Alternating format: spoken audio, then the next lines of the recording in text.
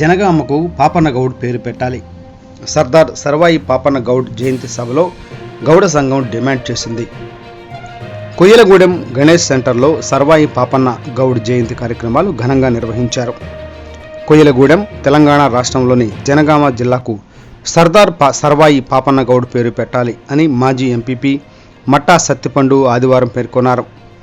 గణేష్ సెంటర్లో పాపన్న గౌడ్ 374వ జయంతి కార్యక్రమం జిల్లా గౌడ సంఘం వర్కింగ్ ప్రెసిడెంట్ చిటికెన శ్రీనివాస్ ఆధ్వర్యంలో నిర్వహించారు.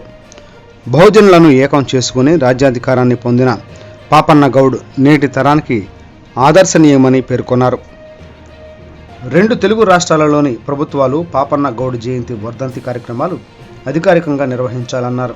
అదేవిధంగా ఆయన పేరిట ప్రతి సంవత్సరం స్మారక అవార్డును ప్రభుత్వాలు ప్రదానం చేయాలని కోరారు. ఈ సందర్భంగా కొయ్యలగూడెంలో పాపన్న గౌడ్ విగ్రహ ఏర్పాటుకు గౌడ సంఘం తీర్మానం చేసింది.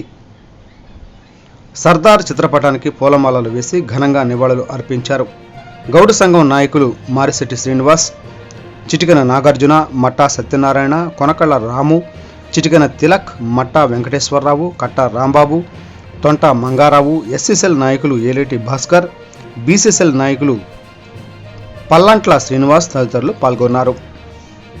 పోరాటం సాగించి ఆ రోజున రాజ్యాధికారులు మహనీయునికి మరి నివాళులు ఇవాళ కొయ్యలగూడెంలో అర్పించడమే కాదు, ఈ రాష్ట్ర ప్రభుత్వాలు కేంద్ర ప్రభుత్వాల యొక్క ఆయన యొక్క సేవలను గుర్తించి ఆయన మరి పబ్లిక్ హాలిడేగా జాతీయ పర్వదినంగా కూడా దీన్ని గుర్తించాలని చెప్పి కోరుకుంటున్నాం.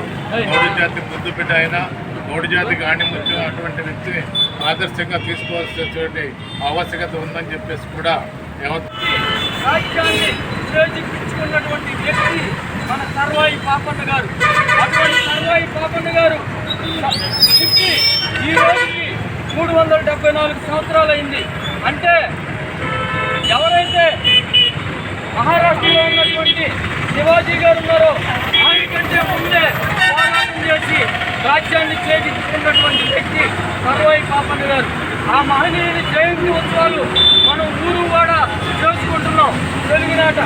అలాగే మనం రాజ్యాధికారం సాధించాలంటే ఆయన ఆదర్శంగా తీసుకుని మనం ముందు ఐకమత్యంగా ఉండి ఆర్థికంగా స్థిరపడి మనం